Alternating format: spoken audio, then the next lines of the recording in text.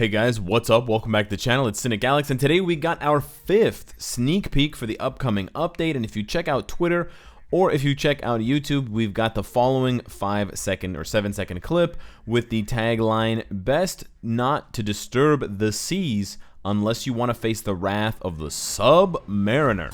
So prepare your wallets, fans of Namor, because he is coming. Pretty cool little sneak peek video. We've got the trident flying through, although it's being thrown backwards. Someone on Twitch pointed that out. Very, very funny. It's obviously thrown backwards so you can tell that the three-pronged trident is actually there, because if you throw it the other way, you'll just see the kind of the other side of it. But yes, it is thrown backwards. And then if you have, even basic eyesight like I do, you will see that the ship has a mysterious number and letter on it, and then mysteriously the light from the from the sun kind of shines down through the waves under the water to illuminate it, and everything else is kind of smudged out. It looks like it says future, and then there's 3 and then a bunch of other letters, but the F-U-U-R-E is smudged out, so it's just T3. Of course, with that, in addition to my expert level investigative skills, you can see that there are 3 points on this trident. Usually tridents have 4 or 2, so the fact that they chose an unusually 3-pronged trident, and of course, tri in the word trident means 3. If you've taken some advanced level English classes, as I have, you know that that means tier 3. So there's a whole bunch of clues here that only the sharpest minds in the world could actually figure out. And that means we're going to get tier 3 Namor, just like the leak let us know. We anticipated this. So that's really cool. I don't have much to say about this. I don't want to talk about this too much. I'm just going to briefly go over what they said over on Netmarble's website. Getting help from the king to defend the universe. So this sounds like something big is coming. Following my visit, I have obtained new information. It's recommended that I pay a visit to the king in the depth of the sea, which is Namor. We might need his help to face the new threat. So I'm sure they're talking about Galactus. So I'm not sure what capacity we're going to see Galactus. We're assuming GBR, but possibly World Boss or something new, maybe a new game mode. And we're going to have to make an unlikely alliance. So it's interesting here, there is a small possibility that they're going to bill him as an actual villain, because they're saying, don't go into the ocean unless you want to face the wrath of the Submariner, an unlikely alliance, which it kind of makes him sound like an anti-hero. I don't want to hype you guys up too much for that, because I don't think they're going to do that. I really do think he's going to be a hero, but I personally hope, hero or villain or anti-hero, I really hope that he is 2 things. Very strong, number 1, that's the most important. Number 2, combat type. The last 2 tier 3s have both been a blast. Before that, we got a universal, then a combat, then a universal, then a combat.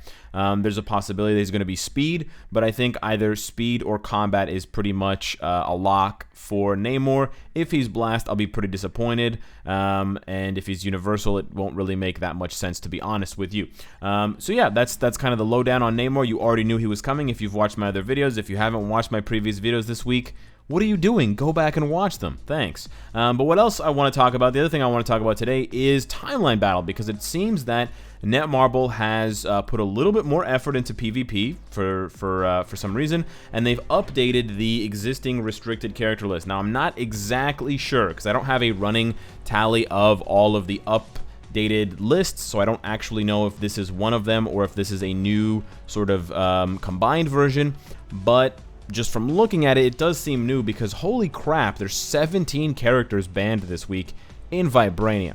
If you're not in Vibranium, if you're in Platinum or Wood or Steel or Cotton or whatever it is, you're not going to see these lists. You might not have any characters restricted, but for the majority of players who play at the highest level, this is pretty important, because I mean, take a look at all these characters that are banned at the same time. This is pretty bonkers. You got Deadpool, just on the first level, Deadpool, Jean Grey, and Thanos. Those are 3 of the most popular PvP characters. Then they did my boy Ant-Man dirty. He's banned. Captain America's banned. Strife is banned.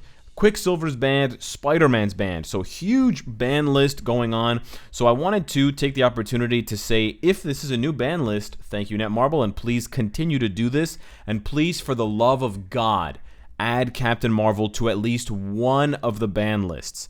She's basically the only character besides Doctor Doom that needs to be banned at least once a month. Doctor Doom is not even that bad. I can find plenty of teams, maybe not this week, but in any other week I can find plenty of teams that don't use Doctor Doom. But I have literally had to fight a Captain Marvel almost every single day for the past, when did she come out? February? Like 4 or 5 months now. I've been fighting Captain Marvels every single week, 70 times per week.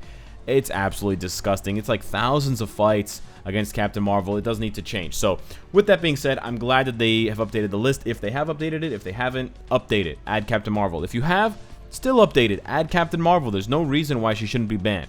As far as what teams you can put together this week to try and counter the sort of whatever meta is going to spring up, I do think that these three cats right here, Doctor Doom, Captain Marvel, and Doctor Strange, are going to be the three most popular. You may also see variations that sub out one of these two characters for Wasp. So you might see, you know, Wasp, Doctor Doom, Captain Marvel, or you might see, you know, Captain Marvel, Doctor Doom, Wasp, and you take advantage of Captain Marvel's leadership. Or you might see, you know, Wasp, Doctor Strange, and Captain Marvel, something like that. But I do think these are overall the three strongest characters. Doctor Strange and Captain Marvel are going to be the two best PvP characters right now, with the absence of every other heavy hitter like Strife, with Strife, Thanos, Jean Grey, and Deadpool and Spider-Man all missing, and Ant-Man, rip Ant-Man. Captain Marvel, of course, and then Doctor Doom just because he can stall the longest and he still has that debuff leadership. But I also want to go over some other characters that you may consider for this week if you were thinking of trying to be creative, or if you just want to know because you don't have these characters at tier 3 built up. So assuming they're tier 3, of course, I think Wolverine is another good option. He can survive / kill Doctor Doom, and he can also one-shot Captain Marvel if you build up his tier 3 skill. So you just need to be a little bit careful. You need to dodge teams that have Doctor Strange because they can pretty quickly kill Wolverine. But you can survive. You know, it's not an instant death against Doctor Strange. He does whittle you down a little bit more. But if you can out-regen his damage, then you might be able to stall long enough there. Anybody else that you face besides those three, Captain Marvel, Doctor Doom, and Doctor Strange, you can probably just outlast them. They're not going to be able to kill you. There's pretty much nobody else in the game because everybody else that could kill you is banned this week, so it's pretty hilarious. Besides Wolverine, you could also throw in both Emma Frost and Bishop.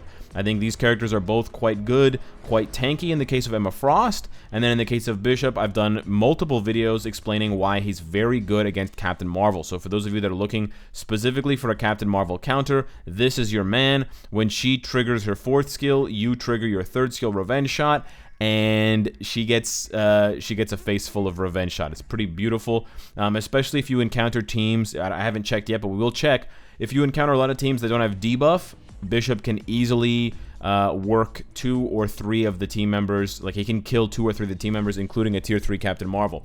Additionally, you are going to see probably a lot of teams with Nova, and I have to scroll quite a ways to find him, but he is still good because of the ignore iframe on his 2nd skill, despite the fact that he's level 60. Sorry, I had to sneeze.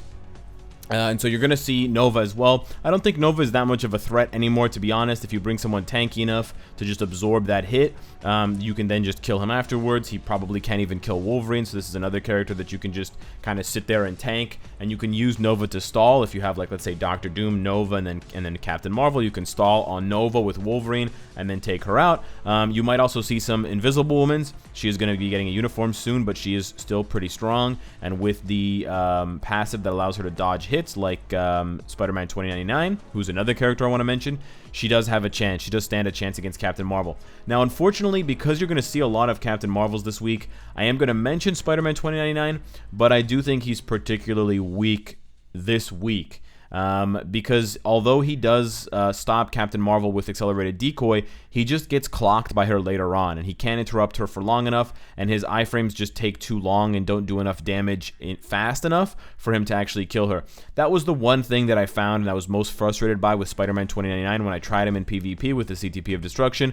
He just didn't have enough to kill Captain Marvel, and so although you could probably kill 50 or 60% of Jean Grey's, when you face Captain Marvel, it's basically down the toilet, and I don't think this week is any different, on top of the fact that Doctor Strange also has iframe ignore on 1 and 4, which makes him an easy target for Spider-Man 2099, despite the fact that Spider-Man 2099 has the type advantage.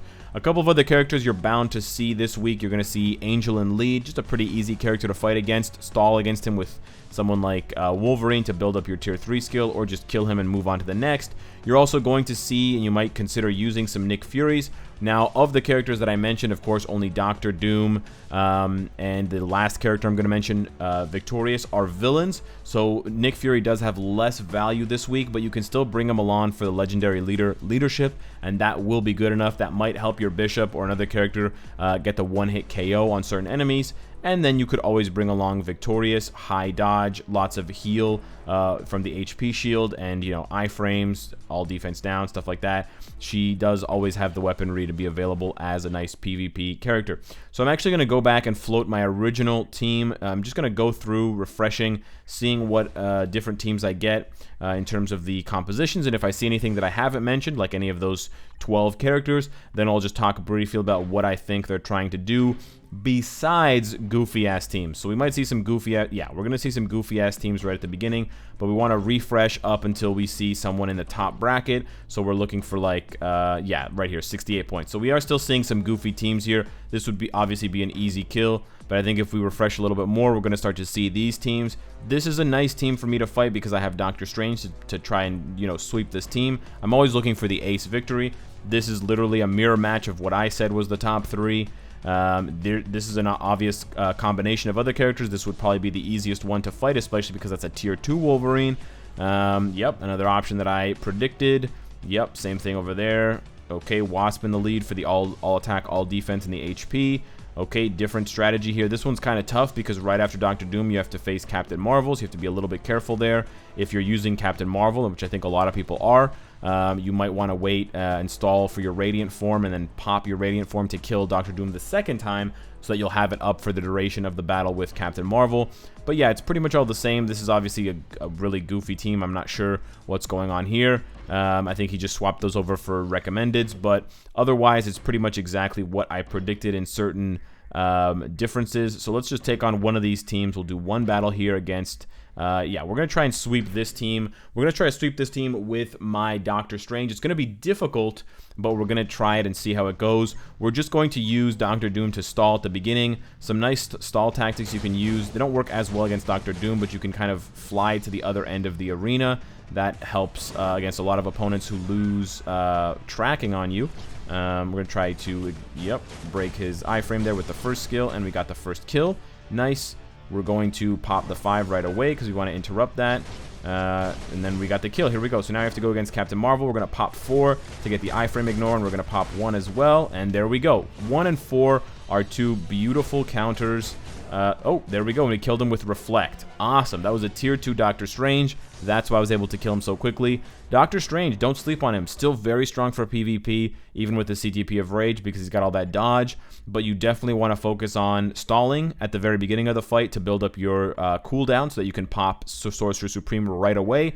And then just alternating between 1 and 4, because both of those skills offer iframe ignore. And then when you see an opportunity, pop 2, because it's great damage and it gives you the remove all buff. So you'll strip their invincibility, you'll strip their immunity, you'll strip their guard break, you'll just, you know, strip them completely naked. And I'm doing this with an offensive build, so he's definitely capable whether you're going offense or defense. So let me know what you think of the possibly updated ban list. If you have a list of the banned characters week by week in Vibranium timeline, please hit me up, message me on Twitter or Discord or something like that. I would love to get my hands on that because I don't, and I should have that list ongoing.